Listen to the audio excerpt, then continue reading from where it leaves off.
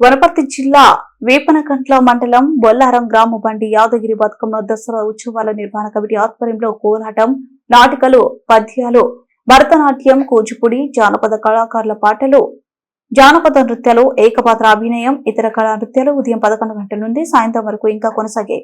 ఈ సందర్భంగా ఉత్సవాల కమిటీ కన్వీనర్ ఎం నాగిరెడ్డి, ప్రజా సంఘాల నాయకులు మాట్లాడుతూ బొల్లారం గ్రామంలో తెలంగాణ సాయుధ రైతాంగ పోరాట యోధుడు, ప్రజా కళాకారుడు బండి యాదగిరి పేరు మీద ప్రజా కళలను ప్రోత్సహించాలన్న ఉద్దేశంతో ఈ గ్రామంలో ఉత్సవాలు నిర్వహించినట్లు తెలిపారు. గ్రామీణ కళను కేంద్ర, రాష్ట్ర ప్రభుత్వాలు కూడా ప్రోత్సహించాలన్నారు.